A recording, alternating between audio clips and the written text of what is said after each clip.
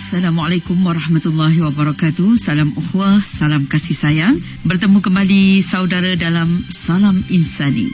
Semoga Allah SWT sentiasa memberi kita kekuatan dan kecekalan untuk menghadapi segala dugaan dan cabaran.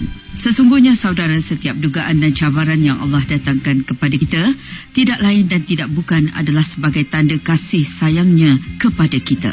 Baiklah saudara, baru-baru ini bertempat di Berjaya Times Square, Kuala Lumpur, telah berlangsung seminar Accessibility OKU kepada bangunan dan kemudahan awam dengan tema PBT Prihatin OKU Inklusif. Untuk itu saudara, kita ikuti sedutan sesi pertama yang bertajuk Cabaran OKU, Accessibility kepada kemudahan awam, realiti atau impian.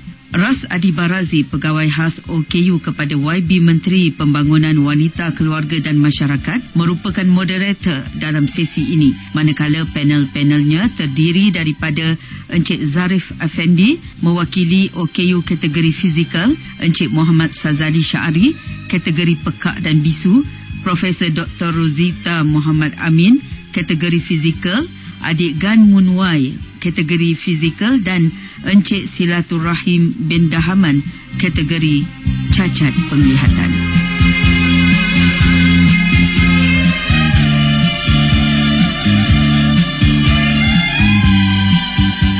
Saya Ras Adi Barazi. Saya menjadi OKU sejak tahun 2002, mengalami kemalangan kereta pada tahun 1995 tapi masih boleh berjalan. Namun begitu, pada tahun 2002 saya jatuh dan mengalami kecederaan di bahagian T10 atau thoracic 10, yang bermakna saya adalah seorang paraplegik, tidak boleh berjalan, dan saya juga tidak boleh merasa pinggang ke bawah. Saya sebagai seorang yang dilahirkan bukan OKU, saya biasa dengan melakukan benda-benda seperti naik basikal, naik motor. Saya very aktif. Saya buat jumping from 10,000 feet, parachuting, dan saya aktif dalam bidang sukan dan suka menari. Tetapi pada 2002, apabila saya menjadi seorang OKU, saya jadi tak tentu arah. Saya tidak tahu bagaimana untuk adjust diri saya kepada keadaan sekeliling. Saya sukar. Apa orang kata, what you don't know, you don't care. Sekiranya anda dilahirkan sebagai OKU dari kecil, anda sudah boleh mengadaptasi dengan keadaan sekeliling, accessibility. Tapi saya ketika itu tidak boleh. Dan juga mentaliti rakyat ataupun masyarakat, bukan saja di Malaysia tetapi juga di negara luar, amat menyedihkan saya, kerana apabila mereka melihat saya, mereka melihat seperti saya ni mempunyai tanduk di atas kepala saya, macam orang ni OKU macam tu. Dan seterusnya saya sukar, boleh dikatakan saya jadi gila 1.5 tahun. Tetapi berkat semangat dari yang saya pinjam daripada rakan-rakan OKU saya yang lain, rakan-rakan Paralimpik saya mula bangun dan terus membabitkan diri dalam bidang sukan. Saya pada tahun 2003 saya telah menolak kerusi roda saya daripada Johor Bahru sehingga ke Kuala Lumpur untuk membuat kesedaran mengenai warga OKU di Malaysia. Namun saya ingin katakan di sini, saya sejak 88 sehingga 2002 saya membaca berita di TV3 seperti yang anda ketahui. Tapi selepas itu 6 tahun saya tidak diberikan kerja kerana mereka fikir bahawa OKU tu kalau saya dah OKU maknanya saya tidak boleh berfikir lagi. Jadi susah. Itu kira accessibility juga, keadaan-keadaan, tetapi bukan saja accessibility tetapi mentality juga, keadaan di sekeliling. Jadi saya sukar sikit untuk menerima keadaan ketika itu. Zarif Effendi, bukan selalu, terus terang saya katakan, kita dapat berjumpa dengan seorang personality yang begitu apa orang kata positif dan gagah. Okey. Encik Zarif seperti yang anda semua dapat lihat, tidak mempunyai kedua-dua belah tangan, tetapi kakinya lagi dahsyat daripada tangan saya. Boleh? Saya dah tengok macam mana Encik Zarif buka pintu, macam mana dia pegang garpu, macam mana dia makan. So impossible is nothing for all of us. Jadi Zarif mungkin kita boleh share. Nama saya Zarif Afandi. I guess pertamanya apa yang nak saya kongsi kepada rakan-rakan semua is briefly about pengalaman saya growing up, pengalaman saya masa di universiti dan pengalaman saya duduk overseas and perbezaan antara perspektif dan accessibility yang saya experience in my life. Masa I pergi universiti dan sekolah pun sebenarnya, to be honest, tak ada any bukan kata tak ada lah, very minimal facilities atau amenities yang disediakan khas untuk golongan special needs. Jadi and that was very different. Macam bila I grew up, and then after that I dah habis college dekat Malaysia, and then I went to Australia after that. And once I went to Australia, oh my god, seriously, dia punya perspektif ya, dia punya pandangan totally different dengan apa yang kita dapat di sini. Sebab I mean, to me, Malaysia adalah sebuah negara yang dianggap compassionate. Malaysia adalah sebuah negara yang dianggap negara yang peduli, you know, we're very charitable and yada yada yada. Tetapi yang peliknya apabila I pergi ke Australia, perspektif dia totally different, and that's when I really saw that people were very much civil consciousness dia dah macam developed compared to us, in a sense that bagi derang it's not a big deal also, ya.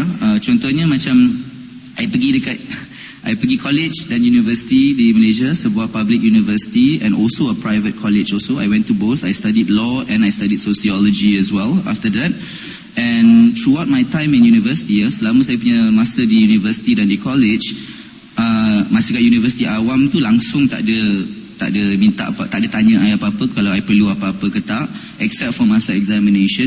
Tak ada tanya pasal any toilets or anything like that.